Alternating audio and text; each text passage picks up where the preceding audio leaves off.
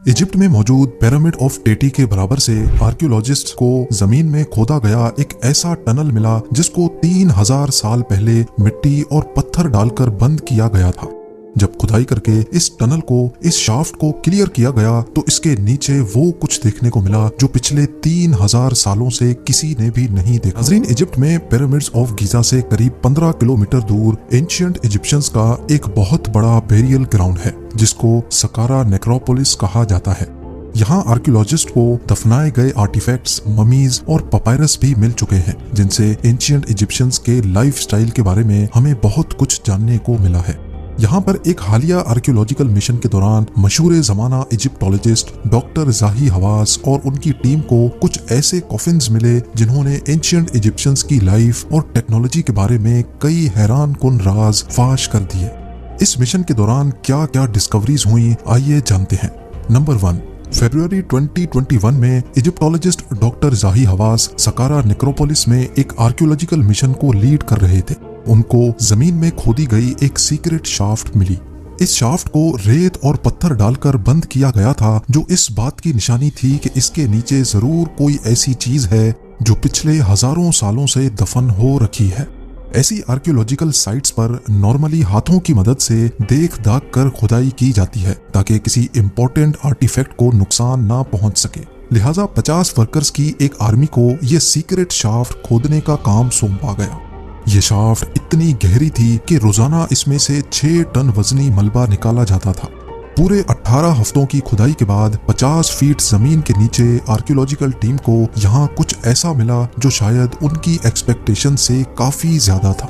40 ton वजनी limestone से बना सरकोफेगस। ये पहली बार हो रहा था कि आर्कियोलॉजिकल टीम को किसी शाफ्ट के अंदर कोई सरकोफेगस मिला हो।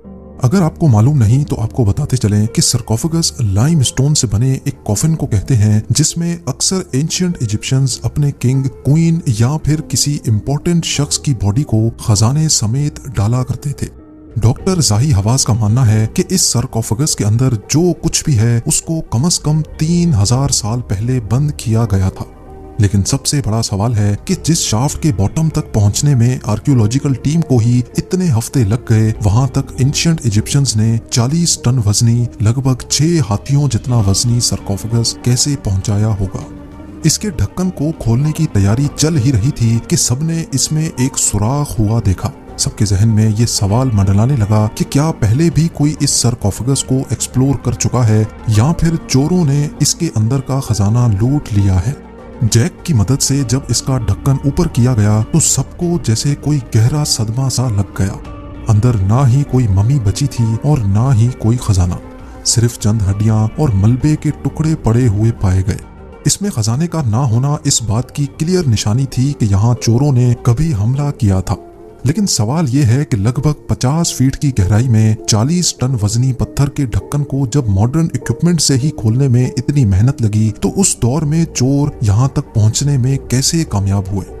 एक्सपर्ट्स का ख्याल है कि इस टूम्ब पर हमला करने वाले भी वही लोग थे जिन्होंने इसको नीचे पहुँचाया था, क्योंकि उन्हीं लोगों को मालूम था कि इसके अंदर ढेर सारा खजाना है और उन्होंने ढक्कन को उठाने के बजाय उसको खिसका कर इसमें सुराख किया था। 4 मीटर लंबा और 1.5 मीटर चौड़ा ये 40 टन का सरकोफेगस लाइमस्टोन के पत्थर से बना हुआ है। ये पत्थर न्यू इजिप्शियन किंगडम में लक्सोर की पहाड़ियों से लाया गया था जो तकरीबन इस साइट से 35 किलोमीटर दूर है। डॉक्टर जाही हवास का मानना है कि इसके अंदर जिसको भी डाला गया था इसकी कोई निशानी तो नहीं मिली, लेकिन एक बात क्लियर है कि वो जो कोई भी था बहुत ही इम्पोर्टेंट पर्सन था। आर्कियोलॉजिस्ट को अब सिर्फ आखिरी मिस्ट्री सॉल्व करनी थी और वो ये थी कि आखिर इतने वजनी स्टोन ब्लॉक को इतनी गहराई तक कैसे लाया गया था। इसके लिए एक बार फिर से शाफ्ट को विजिट किया गया और इस बार कुछ नए इशारे भी मिले। सरकोफेगस के नीचे एक खाली जगह नोटिस की गई। इस खाली जगह ने एक्सपर्ट्स को एक नई थ्योरी देने पर मजबूर कर दिया।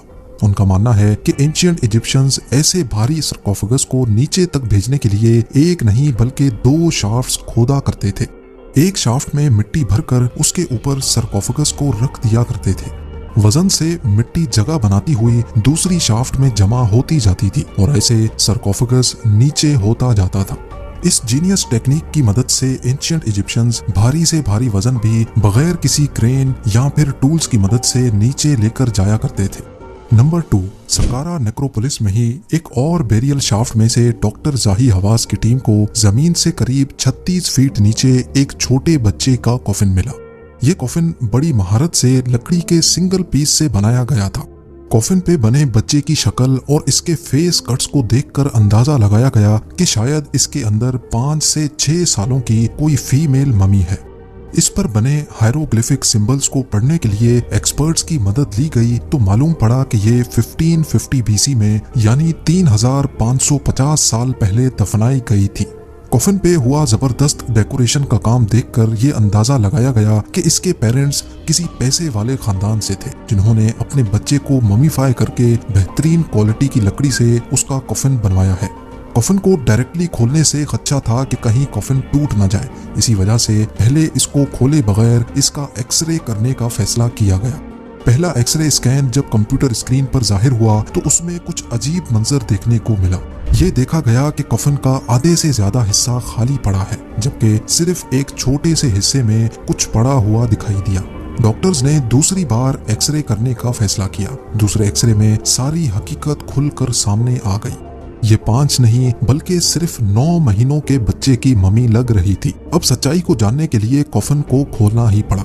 बड़ी एहतियात से जब कफन का ढक्कन ऊपर किया गया तो इसके अंदर वाकई एक छोटे बच्चे की मम्मी कपड़े में लिपटी हुई थी। ऐसा पहली बार हो रहा था कि आर्कियोलॉजिस्ट को किसी बड़े कफन से एक बेबी की मम्मी मिली हो। डॉक्टर जाही हवास का कहना था कि ये इस बात की निशानी है कि ना सिर्फ बड़ों की बल्कि एंशिएंट इजिप्शियंस अपने बेबीज की आफ्टर लाइफ में भी बिलीव करते थे। ये एंशिएंट इजिप्शियंस का बिलीफ था कि जब उनके प्यारे मर जाते थे तो उनकी बॉडी को पहले अच्छी तरह प्रिजर्व करके उनको आफ्टर लाइफ के सफर के लिए तैयार किया जाता था। उनके कॉफिन पर हायरोग्लिफिक्स लिखवाए जाते थे, उस पर अपने खुदाओं की पेंटिंग्स बनवाते थे जो मम्मी को आफ्टर लाइफ के सफर से गुजरने में उनकी मदद करते थे। ना सिर्फ इतना बल्कि अपनी अपनी हैसियत के हिसाब से कॉफिन में जेवरात भी डाले जाते थे ताकि मरने के बाद जब वो अपने खुदा के सामने हाजिर होंगे तो वो ज्यादा से ज्यादा खूबसूरत दिखें। नंबर 3, इसी आर्कियोलॉजिकल मिशन के दौरान सकारा नेक्रोपोलिस पे खोदी गई एक और शाफ्ट से डॉक्टर जाही हवास की टीम को एक अनोखा कॉफिन मिला। इस कॉफिन पे लिखी हुई इंफॉर्मेशन के हिसाब से ये किसी फीमेल का कॉफिन है जिसपे उसका नाम मोट मेटी लिखा हुआ है।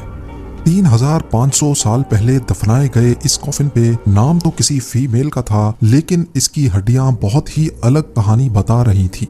इसमें एक नहीं बल्कि 2 स्केलेटन्स मौजूद थे। जी हाँ, हड्डियों के मुआयने से मालूम पड़ा कि इस कॉफिन में 18 साल का एक लड़का और 40 साल की एक खातून को रखा गया था। क्या ये दोनों एक दूसरे से रिलेटेड थे? इस मिस्ट्री को सॉल्व करने के लिए हड्डियों के डीएनए सैंपल्स कलेक्ट किए गए। डॉक्टर्स का कहना था कि 18 साल का लड़का इसी खातून का बेटा था और इन दोनों को अलग अलग वक्तों में दफनाया गया था। लेकिन ऐसा क्यों किया गया था, ये अभी तक डॉक्टर जाही हवास की टीम के लिए एक बहुत बड़ा सवाल था।